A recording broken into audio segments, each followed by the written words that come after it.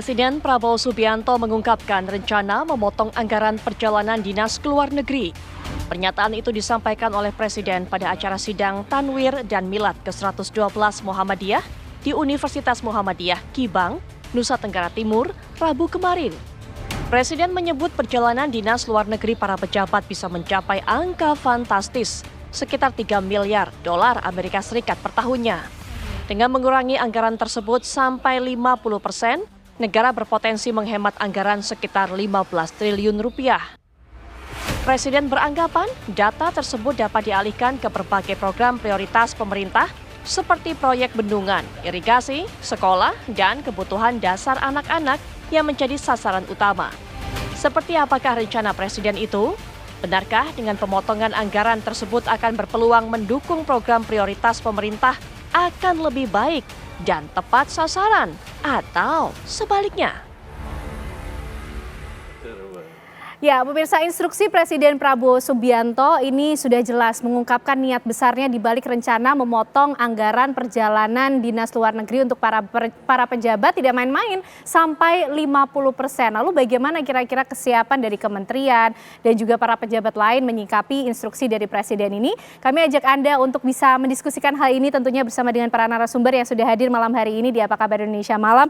Ada Kang Ujang Komarudi dari Kantor Komunikasi Kepresidenan. Kang Ujang, apa kabar? Alhamdulillah baik. Sehat ya, Kang? Alhamdulillah. Sudah berbeda ini vibe-nya nih ya, Kang. Dan juga bergabung bersama kita ada Pak Wisnu Juwono, pakar kebijakan publik Universitas Indonesia. Pak Wisnu, apa kabar? Selamat malam, baik. Selamat malam, alhamdulillah. Dan juga sehat. bergabung bersama kita malam hari ini ada Wakil Menteri Transmigrasi Pak Viva Yoga. Assalamualaikum, selamat malam Pak Wakil Menteri. Pak Viva Yoga. Assalamualaikum. Ya. Baik, Pak Viva Yoga, terima kasih atas waktunya. Tapi yang kami juga ingin tahu, Pak, bagaimana kemudian kesiapan dari masing-masing kementerian, utamanya mungkin dari Kementerian Transmigrasi sendiri untuk bisa merespon apa yang menjadi instruksi dari Presiden Prabowo Subianto ini?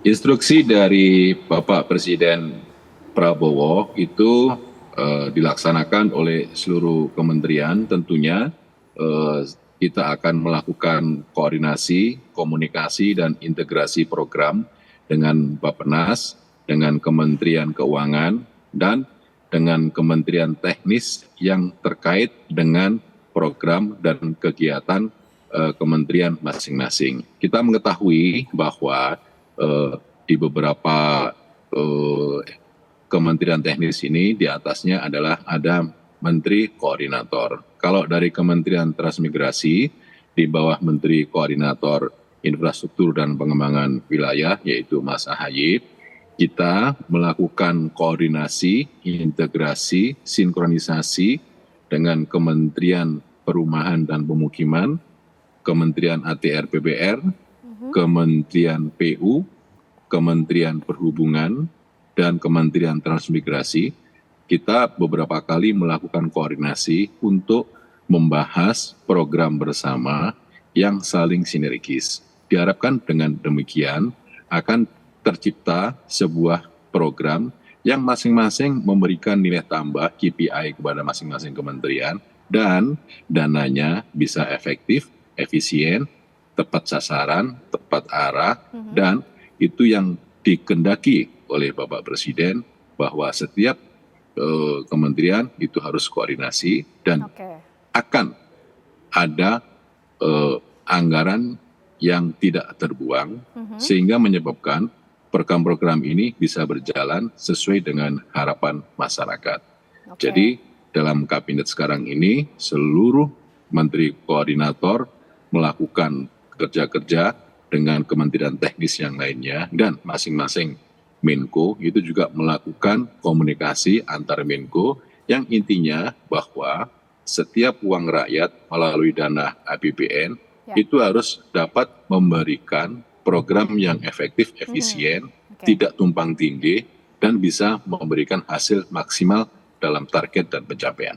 Gitu, Pak. Pak Viva Yoga, tapi lebih khusus kalau di Kementerian Transmigrasi sendiri, apakah sudah ada skema, gambaran kira-kira anggaran mana yang kemudian bisa dipotong sehingga tidak mempengaruhi substansi kinerja dari Kementerian Transmigrasi sendiri, Pak? Karena melihat kalau kita bicara kementerian, ini kan aparaturnya sampai ke tingkat daerah juga, Pak Viva Yoga. Ya, kalau dari Kementerian Transmigrasi kan dananya masih tidak begitu besar, sehingga sangat mudah misalnya dari sisi anggaran perjalanan dinas, kemudian hal-hal yang berkaitan dengan perencanaan, seminar yang semula ada di hotel, kemudian kita pangkas melalui Zoom meeting, karena sebenarnya apa yang diharapkan dari Bapak Presiden Prabowo itu adalah melakukan efektivitas program agar setiap kegiatan itu bisa memberikan nilai tambah yang maksimal dalam bentuk anggaran yang kira-kira mampu dapat menghasilkan sebuah target yang lebih besar. Oleh karena itu, misalnya dalam hal untuk rapat, kemudian untuk seminar, ya tidak harus di tempat-tempat yang mewah, kita bisa menggunakan teknologi yang mempermudah dalam alat komunikasi kita untuk merumuskan, merencanakan, dan menentukan kebijakan-kebijakan kementerian sehingga apa yang diharapkan oleh Bapak Presiden itu bisa kita jalankan dan bisa kita terapkan dalam setiap lembaga kementerian yang ada, termasuk dari Kementerian Transmigrasi. Oke, baik Pak Viva Yoga. Kang Ujang, jadi sebenarnya anggarannya memang belum cukup untuk kemudian membiayai program-program unggulan dari pemerintahan yang baru ini sehingga Presiden langsung menginstruksikan loh untuk memotong anggaran sampai 50%, Kang Ujang. Tidak begitu Mbak Ken ya. Kan begini, kita tahu dalam bernegara kita ini banyak korupsinya, banyak kebocoran-kebocoran anggaran. Dan di saat yang sama kita juga punya masalah misalkan sekolah-sekolah banyak yang rubuh gitu ya. Lalu juga jalan-jalan banyak yang berlubang. Ini banyak PR dari pemerintah saat ini. Oleh karena itu dari sekian persoalan yang ada, Pak Presiden tadi menginginkan bahwa ada perbaikan-perbaikan di semua sektor, termasuk dalam konteks meminimalisir kebocoran anggaran itu. Nah, saya sih melihat apa yang dilakukan oleh Presiden adalah program yang betul-betul perbaikan bagi masyarakat. Karena begini, kalau misalkan Pak Presiden mengatakan ada 15 triliun, ini kan luar biasa perjalanan dinas yang hanya 50%-nya. Berarti kalau 100%-nya bisa 30 triliun. Oleh karena itu saya melihat perjalanan dinas itu yang memang harus diminimalisir, kalau bisa di stop. Bahkan Pak Presiden mengatakan katanya harus puasa dulu. Ini menjadi penting. Saya pernah punya kawan, Mbak Ken ya, sering perjalanan dinas ke luar negeri. Ya memang ini bagian daripada salah satu pendapatan bagi para pejabat negara. Bahkan mohon maaf ya, kita tahu juga bahwa pejabat sering bawa istrinya, bawa anaknya, kan menjadi problem. Tidak membawa istri dan anak pun problem, apalagi membawa.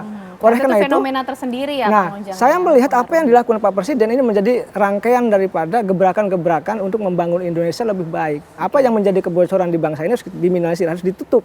Lubang-lubang itu artinya apa? Pak Presiden komitmen dengan pemberantasan korupsi, komitmen dengan menghilangkan kata kebocoran itu, maka yang harus dilakukan adalah tadi meminimalisir ataupun memangkas 50% dari anggaran perjalanan dinas itu. Saya rasa itu menjadi kebijakan yang tepat dari pemerintah, dari Pak Presiden. Memang yang punya keinginan uang itu bukan untuk para pejabat, tetapi uang itu untuk dikembalikan kepada rakyat Indonesia begitu. Menghilangkan potensi kebocoran anggaran untuk dikembalikan kembali kepada rakyat. Memang program seperti apa sih Kang sehingga nampaknya kok membutuhkan anggaran cukup besar untuk kembali kepada rakyat ini yang pernah diupayakan? Gini cerita ya, saya ayah angkat saya itu kepala sekolah. Ini cerita. Sekolahnya mau rubuh dan saya sekolah di situ gitu. Ya bayangkan kita sebagai alumni gitu ya melihat kan tidak tega, banyak di kampung-kampung sekolah akan rubuh. Oleh karena itu ini kan terjadi di banyak daerah juga. Saya banyak laporan saat ini ya ketika saya ditunjuk jadi salah satu jubir di kantor komunikasi kepresidenan, banyak laporan Kang, tolong bantu sekolah kami. Di negeri maupun swasta banyak berdatangan, banyak telepon, banyak WA ke saya. Bayangkan, ini kan harus diselesaikan oleh Pak Presiden, oleh pemerintah.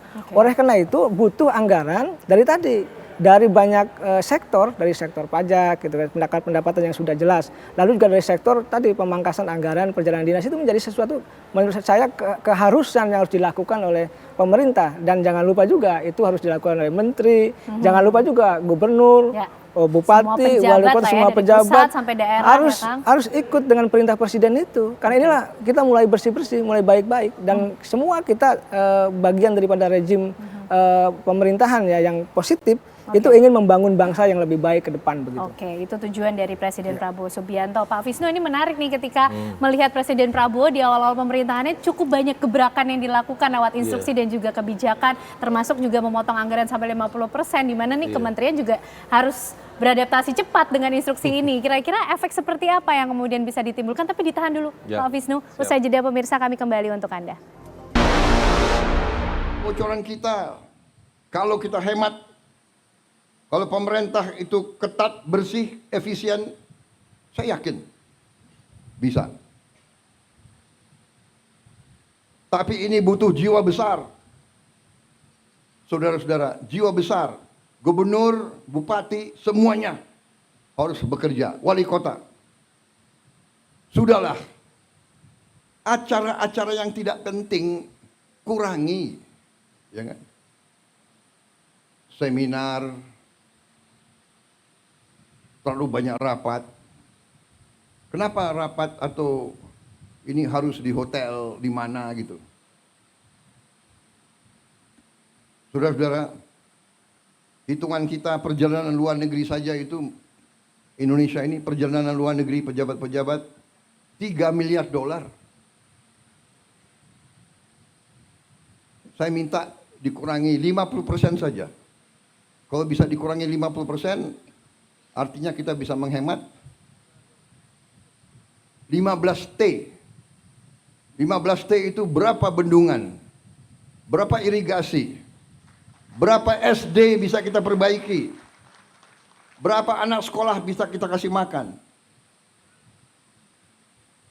Tolonglah ya para menteri, puasa dulu. Puasanya 5 tahun. Kalau 5 tahun kita hemat $1,5 miliar dari perjalanan saja.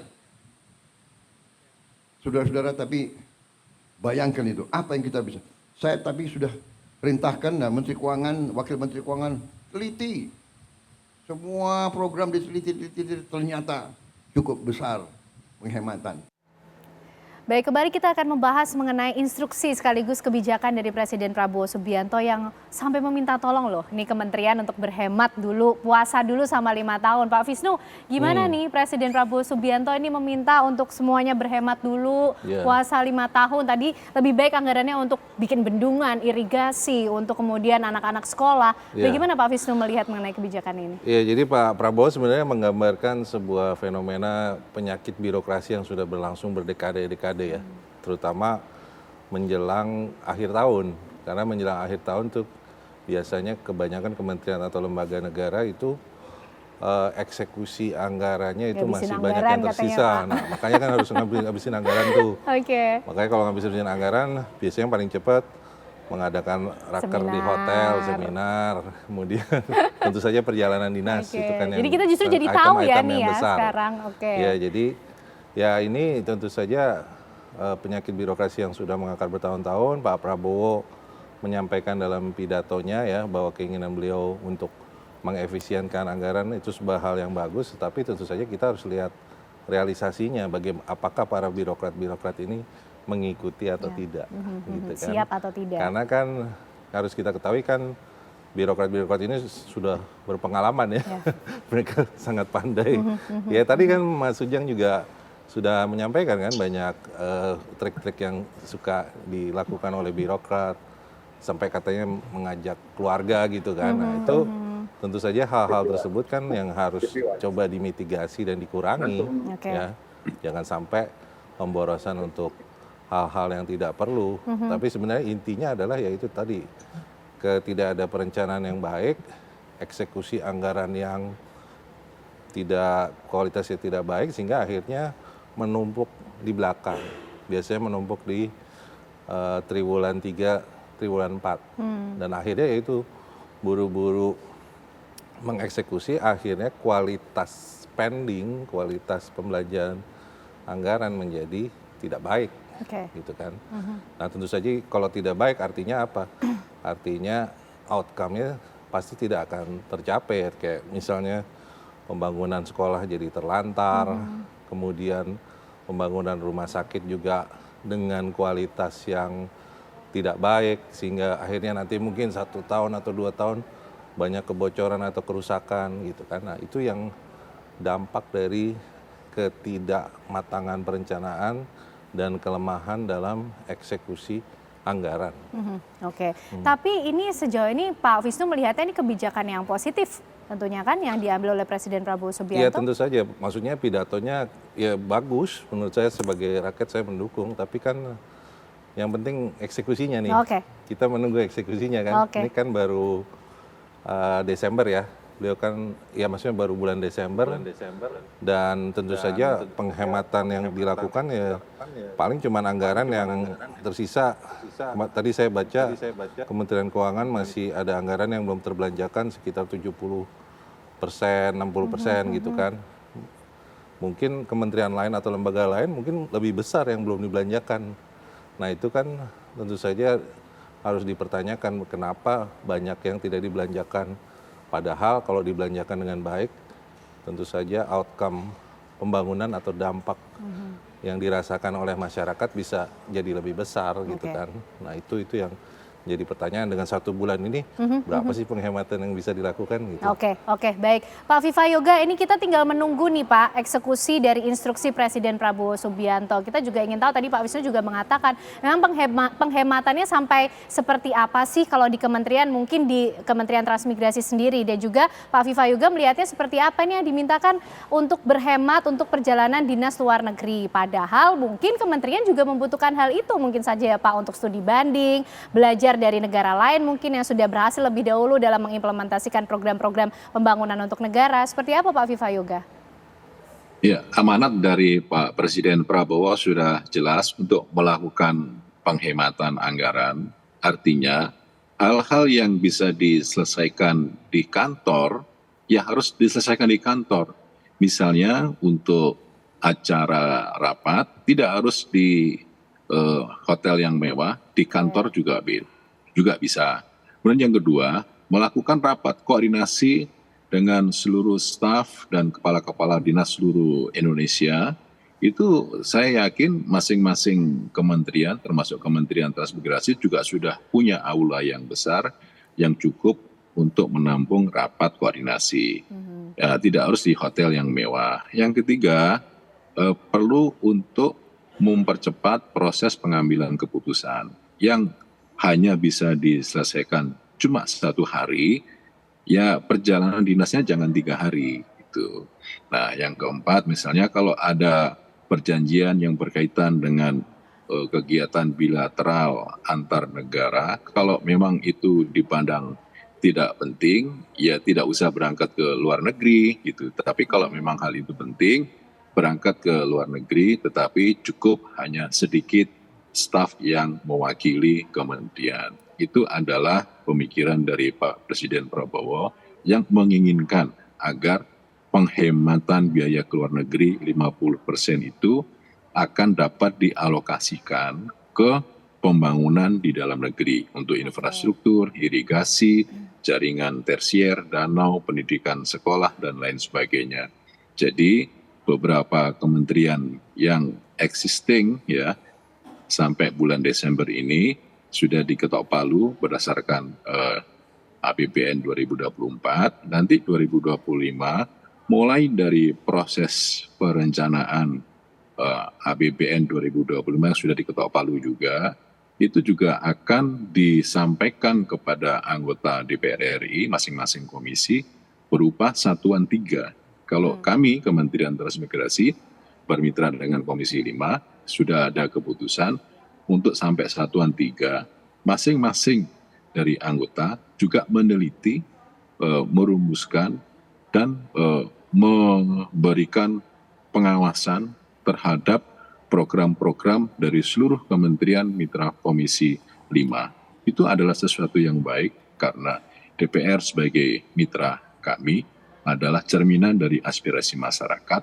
Setiap rupiah APBN itu harus dapat memberikan target memberikan dampak pembangunan yang positif buat masyarakat. Dan kami juga menerima setelah ada keputusan bersama dengan Komisi 5 DPR bahwa Satuan 3 juga menjadi pembahasan bersama. Kira-kira nanti kalau memang program yang sudah ditetapkan tidak efisien dan tidak memberikan dampak yang signifikan, bisa melalui rapat kembali dengan program refocusing.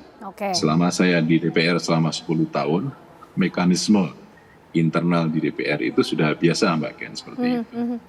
Baik Pak Viva Yoga, itu berarti kesiapan sejauh ini yang sudah mulai dibangun ya setidaknya di Kementerian Transmigrasi. Nah tadi sudah disinggung sedikit kalau soal DPR, nah bergabung bersama kita juga malam hari ini pemirsa ada Pak Nasir Jamil, anggota Banggar DPR RI dari PKS. Selamat malam, Assalamualaikum Bang Nasir.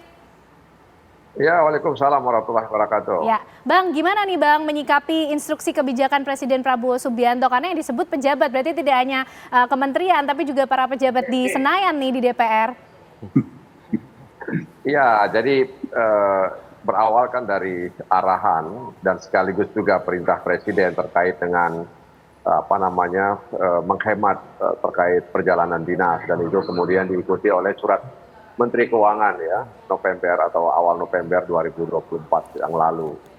Dan kemudian dicoba diterjemahkan oleh masing-masing kementerian. Ya tentu saja kita apresiasi karena ada semacam sense of crisis ya. Ada satu sikap perasaan bahwa kita hari ini ekonomi kita harus kita akui tidak baik-baik saja. Bukan hanya situasi di dalam negeri tapi juga situasi di luar negeri. Dan tentu saja membuat pemerintahan hari ini harus bisa berhemat ya dari sisa pagu anggaran mereka terkait dengan perjalanan dinas. Nah kalau ditanya kepada DPR, tentu saja DPR itu kan penyelenggara negara, ya kementerian juga bahagian dari penyelenggara negara. Nah diharapkan juga DPR bisa melakukan hal sama, tapi harus kita akui juga bahwa anggaran di DPR itu juga tidak besar ya, dibagi untuk semua alat kelengkapan dewan. Ya mulai dari Komisi 1 sampai Komisi 13, kemudian ada alat kelengkapan dewan lainnya. Oleh karena itu dibandingkan dengan pagu anggaran di eksekutif, maka anggaran di DPR juga jauh ya dibandingkan dengan anggaran Mas Viva Yoga itu, kira-kira begitu. Nah, karenanya ya paling tidak kami berusaha ya untuk mengefisienkan anggaran yang ada, ya sehingga kemudian program-program yang mau disasar itu bisa juga didapat. Jadi jangan sampai juga efisiensi anggaran itu kemudian tidak berkorelasi tercapainya sasaran program-program yang sudah direncanakan itu. Oke, tapi begini loh Bang Nasir, kalau katanya anggarannya tidak lebih besar dari kementerian, tapi nampaknya perjalanan dinas luar negeri dari para anggota dewan ini cukup banyak loh. Sudah siap nih Bang untuk bisa mengefisiensi juga perjalanan dinas luar negerinya? Ya, jadi sebenarnya perjalanan dinas luar negeri itu kan tergantung kebutuhan ya, bukan keinginan.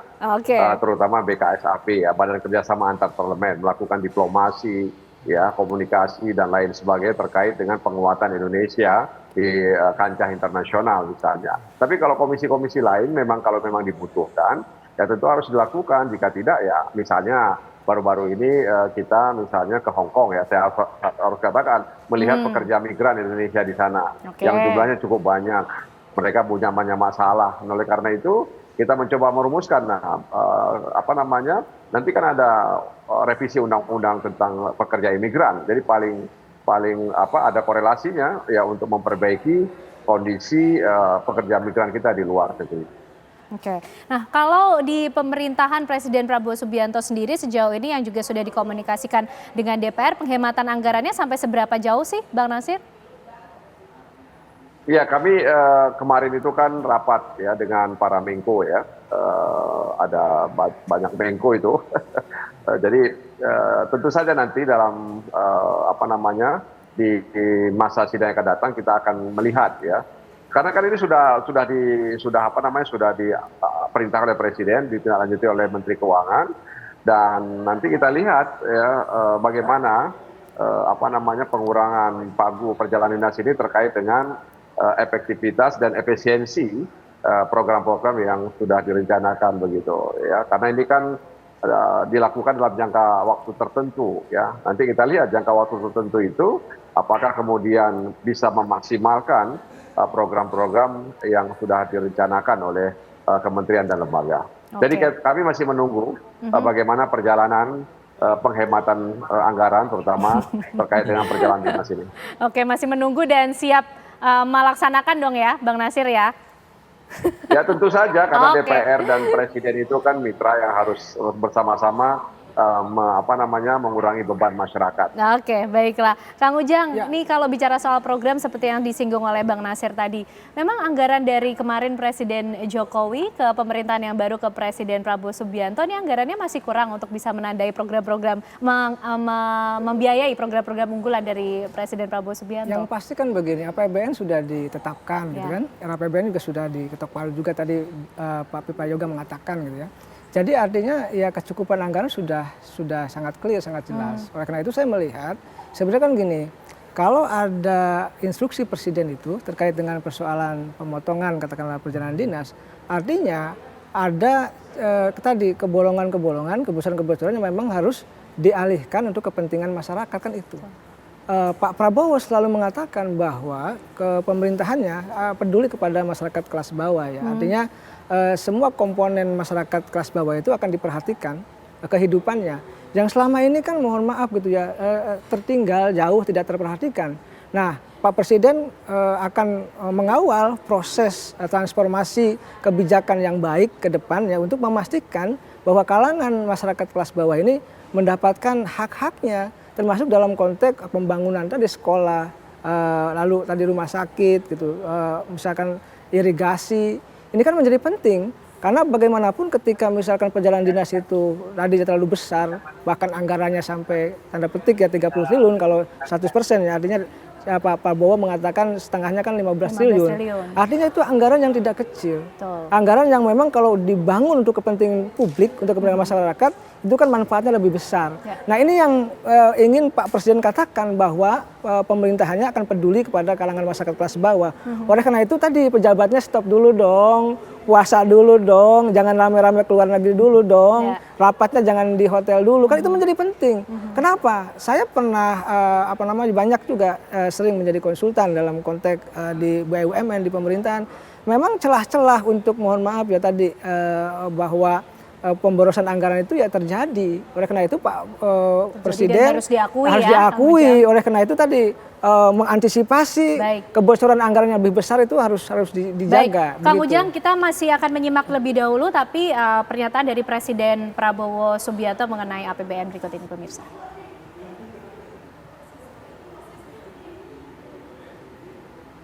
Baik, kita nanti akan menghadirkan untuk Anda pemirsa apa yang disampaikan oleh Presiden Prabowo Subianto yang berbicara mengenai APBN yang juga menjadi tema pembahasan kita malam hari ini. Pak Wisnu, mungkin merespon apa yang disampaikan oleh Kang Ujang juga. Ini semakin memperlihatkankah bahwa Presiden kita Prabowo Subianto begitu berpihak, concern terhadap bagaimana kehidupan dari masyarakat juga di kelas bawah? Iya, sih saya rasa niat Pak Presiden Prabowo tentu saja baik sekali ya.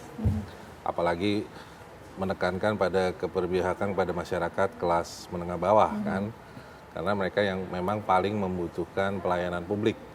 Dan seperti yang kita ketahui pelayanan publik di Indonesia apalagi di daerah-daerah tertinggal terutama di Sumatera, Kalimantan, Papua apalagi itu kualitasnya sangat rendah dan mereka tentu saja yang lebih membutuhkan ya anggaran untuk pemberian pelayanan publik yang berkualitas yang dibutuhkan masyarakat biasanya adalah kesehatan, pendidikan, infrastruktur ya.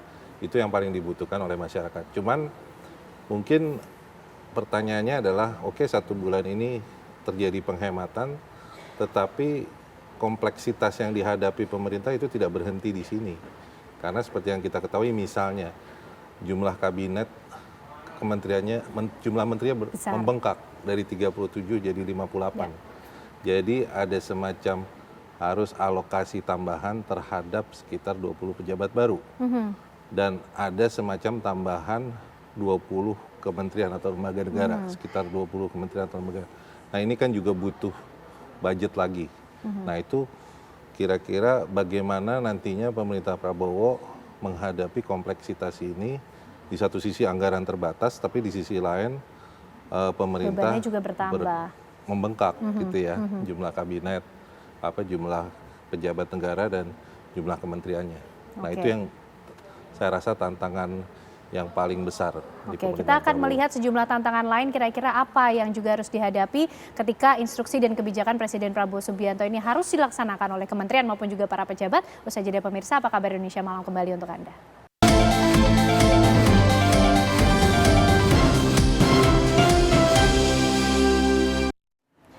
Baik, kembali kita akan membahas mengenai instruksi dari Presiden Prabowo Subianto. Pak Viva Yoga, kalau bicara soal kementerian, ini kan tidak hanya di tingkat pusat, Pak, tapi sampai ke level paling bawah di daerah. Sedangkan ketika kemudian kementerian diminta untuk menghemat anggaran sampai 50%, di mana di daerah ini mungkin mereka juga berpikir bagaimana menggerakkan perekonomian di daerah, karena pasti ada juga yang terdampak, misalnya dari perhotelan, yang kemudian pasti akan ikut beradaptasi dengan adanya instruksi ini. Nah, bagaimana kiat-kiatnya tuh Pak Viva Yoga?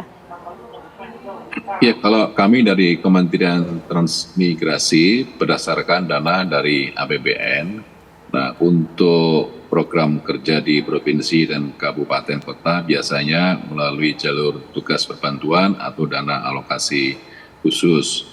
Nah, yang berkaitan dengan APBD provinsi dan kabupaten kota juga sebaiknya melakukan hal yang sama, yaitu proses penghematan terhadap anggaran yang kemudian itu bisa dimanfaatkan untuk kebutuhan-kebutuhan strategis yang bisa memberikan manfaat buat masyarakat. Kalau kemudian berkaitan dengan hotel dan restoran, itu ya ada upaya lain saya rasa, misalnya untuk pengembangan pariwisata, pengembangan UMKM, kreasi, inovasi yang tentu itu dibutuhkan oleh seluruh stakeholder yang berkaitan dengan pengembangan ekonomi-ekonomi yang ada di provinsi, kabupaten, kota. Intinya bahwa kebijakan untuk penghematan anggaran kepada alokasi program yang tidak penting, yang tidak prioritas, itu harus segera dilakukan. Dan itu juga tentu akan membawa dampak yang positif bagi cara berpikir birokrasi agar lebih efektif, efisien, dan lebih cepat untuk penentuan pencapaian target. Dan ini menjadi sebuah tantangan tersendiri karena upaya melakukan modernisasi cara berpikir, cara bertindak, dan mengembangkan kultur yang progresif, yang inovatif, itu menjadi kebutuhan dari seluruh kementerian lembaga yang ada. Gitu, Mbak. Bicara soal eksekusi, kapan Pak Viva Yoga mungkin dari Kementerian Transmigrasi sendiri juga tadi kan sudah menyatakan siap. Eksekusinya kapan nih Pak? Karena itu tentunya menjadi inti dari semua instruksi dan kebijakan yang disampaikan oleh Presiden Prabowo Subianto. Untuk APBN 2025 sudah diketok palu persetujuan antara pemerintah dengan DPR RI sudah ditentukan melalui rapat di Komisi 5 dan di Badan Anggaran DPR RI, kemudian diputuskan dalam bentuk Undang-Undang APBN 2025. Kemudian yang kedua, untuk program-program kerja kementerian, kita telah melakukan koordinasi sampai meneliti di level satuan 3 dengan Komisi 5 DPR. Kita harapkan ada proses checks and balances terhadap kebutuhan dan aspirasi masyarakat dengan alokasi anggaran. Nanti kita lihat proses monitoring dari anggota DPR seperti apa proses perjalanannya, dan kita harapkan antara pemerintah dan DPR bisa sinergi di dalam mengawal alokasi anggaran APBN ini agar tepat sasaran, tepat waktu, efektif, efisien, dan mencapai target yang sesuai dengan visi Bapak Presiden Prabowo untuk lebih pada penghematan tetapi tetap mencapai target dalam proses pembangunan nasional. Oke, Bang Nasir, bagaimana nih sudah siap bersinergi juga dengan kementerian untuk bisa mengawal terus bagaimana alokasi anggaran sehingga penghematan dilakukan, tapi juga program-program prioritas juga tetap bisa dilaksanakan dan tepat sasaran? Iya, jadi penghematan anggaran untuk perjalanan dinas ini kan sebenarnya konsekuensi ya bahwa ini sedang masa transisi ya. Ada kementerian yang berpisah ya, kemudian misalnya Kementerian Hukum dan HAM, sekarang sudah ada Kementerian Imigrasi dan Pemasyarakatan, Kementerian RI, kemudian Kementerian Ekonomi Kreatif yang dulu digabung sekarang sudah masing-masing. Nah, ini kan juga di masa transisi ini kan harus ada konsolidasi keuangan. Nah, salah satu yang paling masuk akal untuk dikurangi itu ya perjalanan dinas, begitu ya. Karena belum tentu juga efektif perjalanan dinas itu. Jadi perjalanan dinas itu salah satu mata anggaran yang paling mungkin untuk dirasionalisasikan. Karena apa? Karena kementerian hari ini sedang melakukan konsolidasi internal mereka agar kemudian di tahun 2025 yang akan datang mereka bisa langsung mereka langsung bisa bekerja. Jangan sampai nanti di tahun 2025 mereka masih pelongo gitu ya. Masih lihat kiri kanan gitu ya, masih lihat kiri kanan, lihat ke belakang dan lain sebagainya. Jadi saya berharap memang konsolidasi anggaran dalam bentuk penghematan dalam kaitan perjalanan dinas ini memang konsekuensi ya dari situasi ekonomi kita hari ini, kemudian banyaknya kementerian, lembaga, badan, utusan dan lain sebagainya. Dan saya pikir Pak Prabowo cukup punya sense ya soal ini sehingga beliau memerintahkan kepada Menteri Keuangan dan kemudian diikuti oleh jajaran kementerian lainnya dan juga diharapkan di daerah juga melakukan yang sama dan tentu DPR juga begitu ya. Diharapkan juga ada hal-hal yang tidak begitu urgen, tidak begitu penting, tidak begitu prioritas juga bisa dihindari. Dan mudah-mudahan saja ya di tahun 2025 nanti mereka sudah siap ya dengan penghematan ini karena saya katakan tadi nanti DPR itu akan mengevaluasi langkah-langkah yang dilakukan oleh kementerian terkait dengan penghematan anggaran ini. Apakah langkah-langkah itu cukup efektif dan kemudian mampu mengefisiensikan program-program yang akan nanti berjalan di tahun 2025 yang akan datang. Oke, kalau DPR ini mengawasi bagaimana kementerian, nanti DPR-nya diawasi oleh rakyat langsung nih ya, Bang Nasir ya. Nah, kira-kira skema lain yang sudah disiapkan oleh DPR apa untuk bisa ikut serta dong, bersinergi dan berkomitmen untuk bisa menjaga anggaran. Kita kan punya pimpinan ya. Setiap perjalanan dinas itu kan selalu mengetahui dan disetujui oleh pimpinan, ya pimpinan DPR. Ya tentu saja pimpinan DPR nanti akan bersinergi dengan apa yang diinginkan oleh pemerintah.